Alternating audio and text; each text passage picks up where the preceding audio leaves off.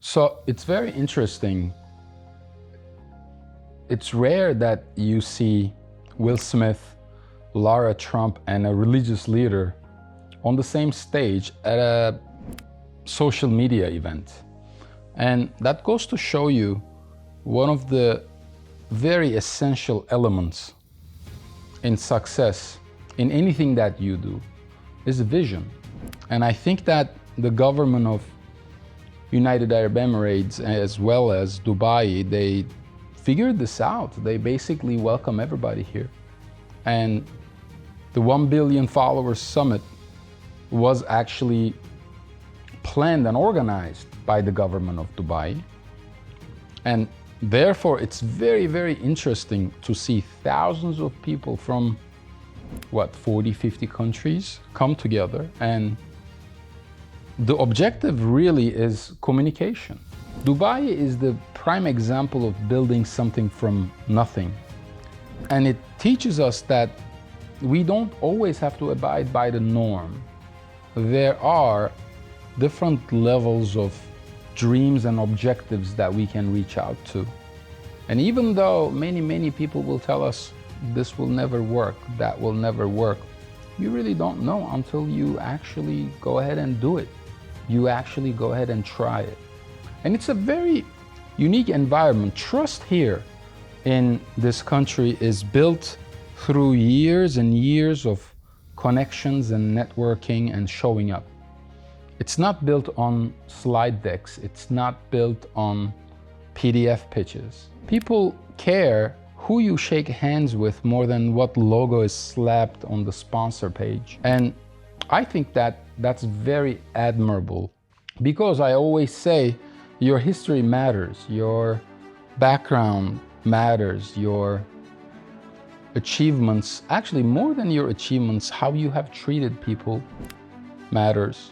And think of an economy that's built on the backbone of relationships. That's Dubai, that's UAE.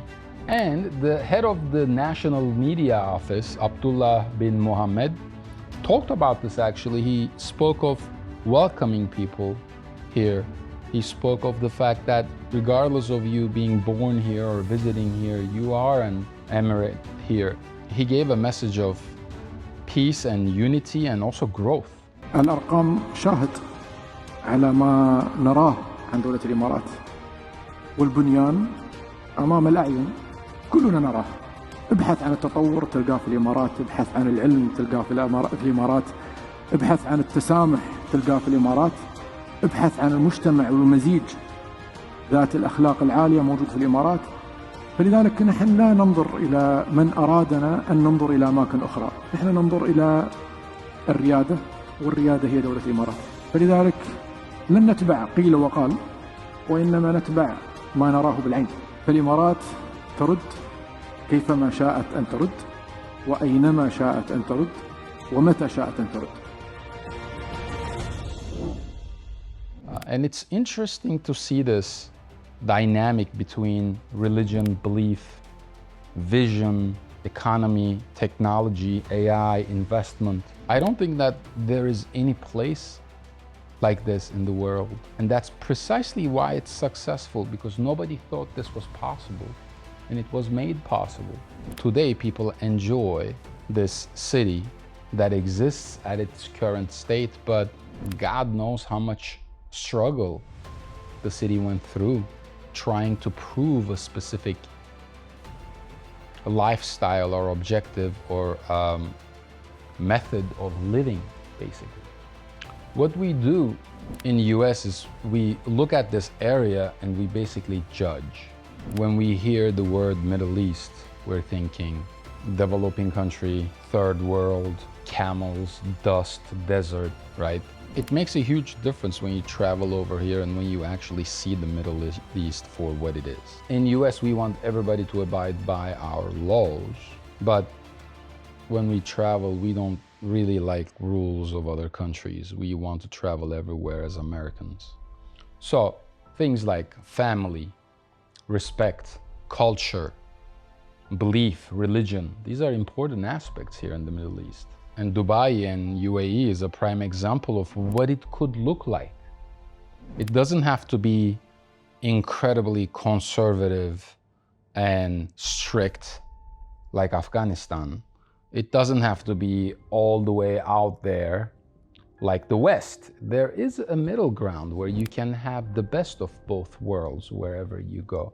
And I think that's why Dubai is a very unique location. And by the way, this is precisely why it's so difficult for Middle Eastern brands and organizations and funds to get into the US market, because in US, we just reject that ideology, right? We say, we don't want that kind of money. We don't want that kind of mindset.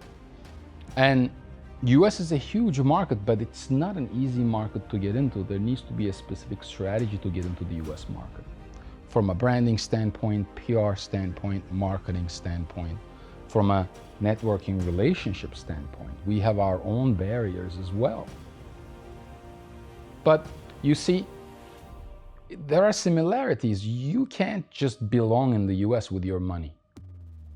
And you can't just belong in Dubai with your money. Well, you can be rich and you can buy apartments and things, but if you really want to do business, both locations, you have to build a level of trust and authority that can actually carry you to whatever you might be trying to achieve. And it's interesting.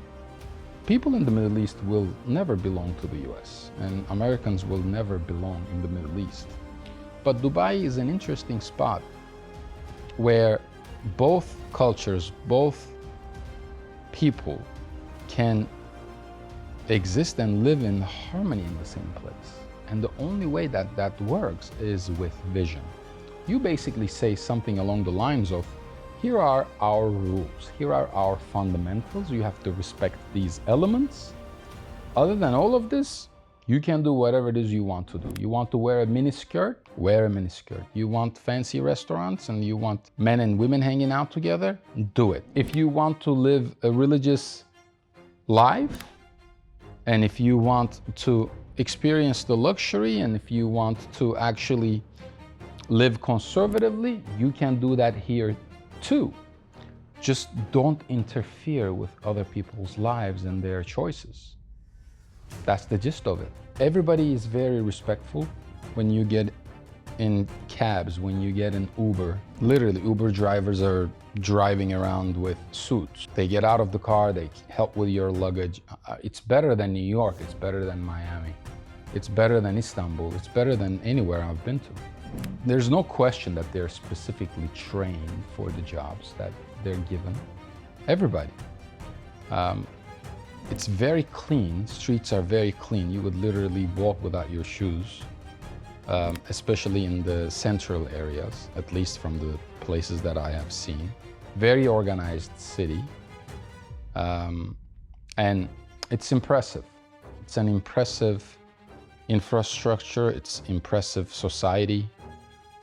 And it's interesting because it's almost like people who came from different areas, right? From Asia, from the Philippines, from Pakistan, from the US, from Europe, they all assimilate to this culture.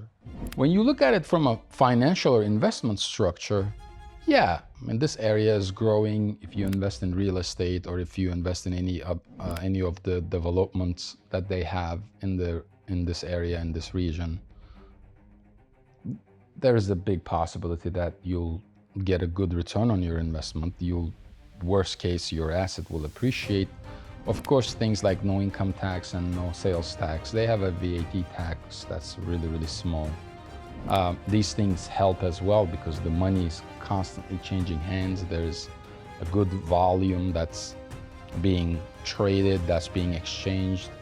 But the more interesting part is how the UAE actually encourages outside investment to come in here and generate, again, revenue here. And the way that the family of the Emirates have these very different funds that go and invest in different places in the world for the same return, right? That's essentially where the income comes from. Yes, there's oil, of course, but this is not only oil money. This is global money that's being exchanged here in the UAE. And that infrastructure that they've built is very similar to what we have done in the US. And very, very importantly, they don't have to deal with pretending here. The fact that there's almost no democracy here, right, does not mean that the country is failing.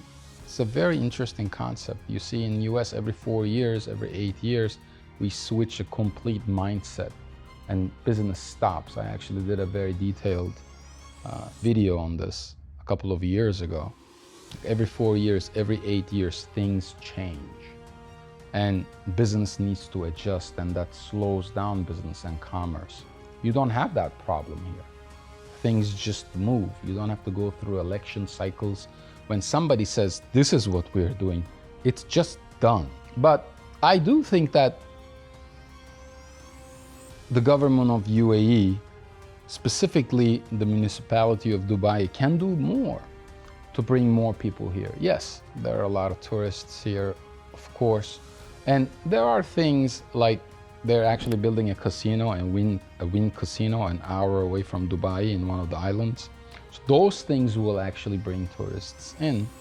But I think that the city of Dubai, UAE, can do more in terms of AI investments, AI visibility, in terms of really representing and introducing this type of life to the entire world. I think that there's still huge potential to attract revenue, wealth here, similar to actually how the US has done it for the past 40, 50, 60 years. In UAE, specifically in Dubai, I see a lot of theory in investments. Theory is there, but in application, I think it still needs work.